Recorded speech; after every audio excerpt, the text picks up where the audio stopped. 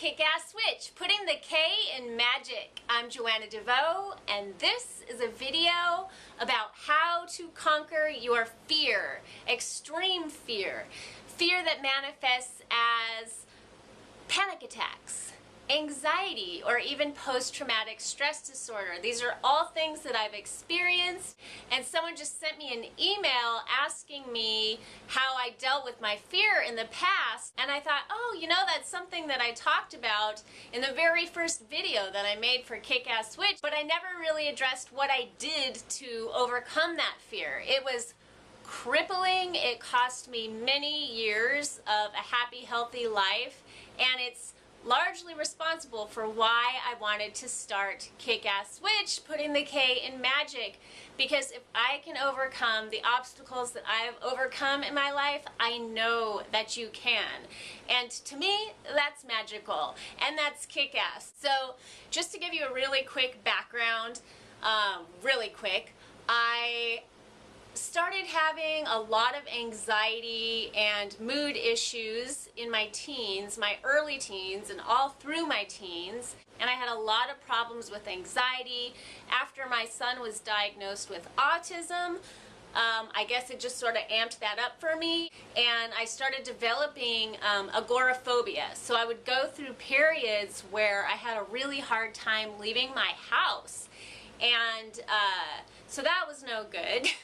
So I got really interested in psychology. I couldn't afford to go see a therapist, although I am aware that there are free therapists out there, but I decided to do it all on my own, and I started studying psychology. I was really into spirituality as well, so the two kind of came together. And diet. I used diet, spirituality, and psychology to kind of pull myself through and manage my symptoms. And I reached a point where I felt like I had it all under control and I was able to function in my life pretty well. And years went by like that, where I thought I really had a handle on it, and then something very traumatic and unexpected really ripped the rug out from underneath me, and I just went into full-blown, I don't know what you would call it, but that's when I was diagnosed with post-traumatic stress disorder. I couldn't leave the house, I couldn't get off the couch, I just stared straight ahead. For 2 weeks, I didn't even move hardly at all. I just stared straight ahead, and I couldn't eat. It was awful. And so I finally went and got the help of a therapist, and I ended up being diagnosed, like I said, with post-traumatic stress disorder, and was told that it was incurable and that I should manage it with drugs. If you know me, you know that I am very much against pharmaceutical drugs, and I will really go out of my way to avoid that, even if the situation is very dire. So I was determined to use everything that I had learned over the years to help me deal with this and to prove this doctor wrong and to overcome it and to cure myself. We're thinking what happened was just that some traumas that I'd gone through as a kid that were giving me anxiety and panic attacks, they just kind of went underground to where when I suffered a really big trauma, the worst thing that's ever happened to me in my life, and it was a big shock, that it all just like came to the surface, but that maybe the post-traumatic stress disorder was just sort of like hanging out underneath the surface all that time, and I did not get this diagnosis until I was in my 30s, which is very strange, but that's how it happened for me. So, not to say that the therapist didn't help me. She was not the one that gave me the diagnosis. I had to get that from a separate doctor, but she's the one that helped me through it, and we did some chakra work, and just being able to talk through what happened was very helpful. So if you have post-traumatic stress disorder or you're suffering from really extreme anxiety, it is so good to be able to talk to a professional therapist. These are my 5 tips, the 5 things that I did. I did many things, but these are the 5 that worked for me, though, that I did on my own, and with the help of my therapist too. I told her everything I was doing, and she thought it was great, and it only took me a few months to get on top of everything and to start living my life again. So here's what they are. Number 1, and this might be the hardest one for somebody who's really suffering, especially if you're having agoraphobia and you're afraid to leave your house, and that is exposure therapy. That means whatever you're afraid of, whatever situation you won't put yourself into because you're afraid you're going to have a panic attack or it might trigger you, you need to expose yourself to that. And I'll explain some tricks that you can do to make that more comfortable for you. But at first, maybe you just expose yourself to pictures of it if it's really traumatic. But eventually, you get out of your house and you go live through whatever it is that you're afraid of out in the big, bad, scary world. And you expose yourself to it. And over time, that fear diminishes. You get used to it. It's called the law of diminishing returns, and eventually it loses its charge for you, and you build confidence and self-esteem every time you expose yourself to a situation. Maybe you're afraid of social groups, maybe you're afraid of just going to the grocery store, maybe you're afraid of a particular area of your town. Every time you successfully expose yourself to that, you build confidence and self-esteem, and it helps you the next time. 2 is grounding exercises, and these you can actually do during the exposure therapy to help you feel safe and comfortable. Grounding exercises can be meditations that you do to ground yourself and to connect with your root chakra or the earth. It's really good just to sit outside on the ground and to meditate and to imagine yourself connecting with earth energy. Physical things can be very grounding. Just pushing your hands together like this can be a really grounding experience, or taking your hands and placing them on your heart and pressing them on your heart can be very grounding. And taking up a practice like a yoga practice or going to get a massage once a week, also those things can be grounded and bring you back into your body. Usually when people suffer from trauma, they tend to leave their bodies or like whoosh up here and hang out in their upper chakras because it's painful for them to be down in the lower parts of their body, spiritually speaking. So they tend to over-intellectualize things. They might even start having psychic experiences and stuff because they literally are hanging out like up here, and they can have a lot of accidents and bump into things and fall down and stuff like that because they're not as aware of their body. And that was something that I also was experiencing and that the therapist really helped me with. It's also really helpful to carry around in your pocket what is known as a worry stone, but I like to call it a touchstone. It's just a piece of earth that you can carry around with you, something that you can wrap your hands around or you can rub like that. You want a smooth stone, maybe like a polished crystal, red jasper or something like that, and you just kind of rub your hand on it and keep it in your pocket. Even chewing gum, making little rituals for yourself, something that you do to soothe yourself, little self-soothing rituals can be helpful. So that might be chewing a pack of gum. It might be wearing like tinted glasses indoor, like rose or amber tinted glasses. Or if you get just overstimulated when you're out in a really public environment, it's a really cool trick to put earplugs in your ear, and you can get skin colored ones if you don't want people to notice like big fluorescent pink things sticking out of your ear. And it's not going to make you deaf, but it'll be just enough to take the edge off, especially really high-pitched noises. Those are dimmed a lot and you get the more bassier, comforting tones. So that's a really good trick. Number 3 is amino acids, and this is something that I learned from Julia Ross MD. I've mentioned this a whole bunch of times. I learned it from her books, The Mood Cure and The Diet Cure. They are natural supplements you can take. One is 5-HTP, and it boosts the serotonin in your brain. You can take that before you go to bed at night. It has a cumulative effect. So if you take it on a regular basis, you should have a nice healthy balance of serotonin, the feel-good chemical in your brain, and that should help you be able to face your day better. It can disrupt your dreams. Depending on your unique chemistry, it can give you some really vivid dreams. For me, I don't really have a problem with that. I use it for myself and my son, and it's a great thing to do, and it's quite safe. The other one is GABA.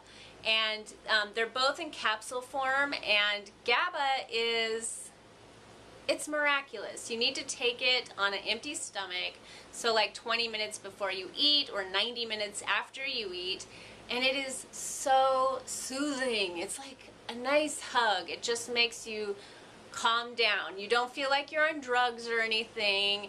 It's just a calming amino acid that gives you a nice, calm, soothing feeling. I always have GABA on hand, and it's just something that my family uses, but it also helped me through this hard time. So you might want to look into ordering yourself some GABA. Number 4, self-talk. And this is something that I've talked a lot about in former videos and blog posts. And basically, when you have a lot of anxiety, you might not even be aware of it, but most likely there is a little voice way back in your subconscious sort of listing all the things that you need to be afraid of. When I had agoraphobia, for example, I would literally get dressed up and get ready to go out, and then I would find myself, I would make it to the back door, and then I would just like drop to the ground and start crying, holding the doorknob, because for whatever reason I could not make myself go outside. And so my internal voice at that point would just start berating myself, like, what is wrong with you? You're such a weirdo. This is so weird. Stand up, go outside. And that really wasn't helpful. So I knew enough about self-talk and affirmations to know that I needed to reprogram that voice. So I started saying things to myself like, it's okay, it's no big deal. So you're a little bit freaked out, we're just gonna take some calming breaths and we'll try again in a couple of minutes. And I would get myself calmed down, and then I would just kind of talk myself through the process like, so it's no big deal, we're opening the door, all is well, nothing bad's happened so far, let's just take a big breath. It might sound crazy, but we all have another voice inside of our head that's kind of like narrating the day for us and judging things and pointing things out. And once you gain an awareness of that, you might be shocked to find how negative it is, but also how easy it is to replace it with a positive voice. You can be your own guide, and you can say all the things to yourself that you always wanted to hear. Maybe the things that you hoped that a really comforting lover would say, or the dream best friend that you always wanted, or the parents that you wish you had if you didn't have very supportive parents, or you can literally envision it as a guru, or a Glinda the Good Witch, or whatever you want to imagine for yourself, and you can, you're the one writing the lines for this guide that can help you go through your day, and anytime you're having a problem, you just turn on that little voice consciously, and obviously you're just saying it in your head, you're not like saying it out loud, but you'd be amazed how helpful it can be. Number 5 is visualization. And visualization is another one of those things that comes in handy for you if you're like going out into public or into an area that you don't think is safe. You can imagine a force field around yourself. You can just take a moment, like before you get out of your car, before you leave your house, to maybe meditate and visualize yourself enclosed in a bubble of safety, or a magical force field, or even a magical suit of armor, whatever works for you, whatever really speaks to you on a deep level. And anytime you feel threatened, you can just kind of like puff that back up for yourself, or create that for yourself even spontaneously if you do it enough. Habit is really important, so the more often you do something, the easier it will be for you. One of the things that my therapist taught me that was a visualization that worked, she said my heart chakra was on open all the time, so things always made me sad or upset. I would always see things that were awful in the world, a starving person, someone whose parents weren't the best. I would feel really sorry for the little kid to the point where I'd be crying and thinking about it all day. If I saw a news story, it would really disturb and upset me. So she was saying my heart chakra was stuck on open, and that I needed to visualize my heart as a lotus flower that I could open and close at will. So when I saw something beautiful, or a person that I loved, or an experience I wanted to have, I could open my heart chakra to it and let it in. And if I saw something that was disturbing or likely to upset me, I could close it and shut it out. Now, when she described this to me, I thought it sounded like baloney. I don't know. I didn't think it would be that effective. I had already been reading a lot about chakras and stuff. I hadn't applied it too much to my life, but I just didn't see how this was going to help, and it totally helped. I'm a really creative person, and visualization comes pretty easy for me, so I don't know why it surprised me, but it was very helpful.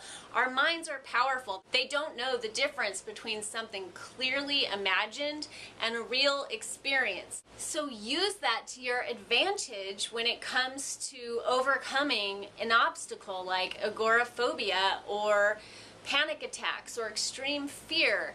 Learning to work with your breath is another thing that you're going to want to do, slowing down your breath and learning how to control that. And meditation is priceless. You have to know how to meditate. I think everybody should learn how to meditate, so I didn't include that on my list because I just think that that goes without saying, but maybe it doesn't for you. It is imperative if you have panic attacks or anxiety that you learn how to meditate, and you really need to do it every single day. But the beauty of this is that you don't have to do it every single day for 30 minutes.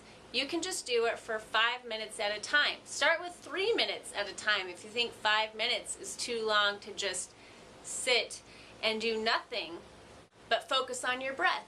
Just sit and focus on your breath.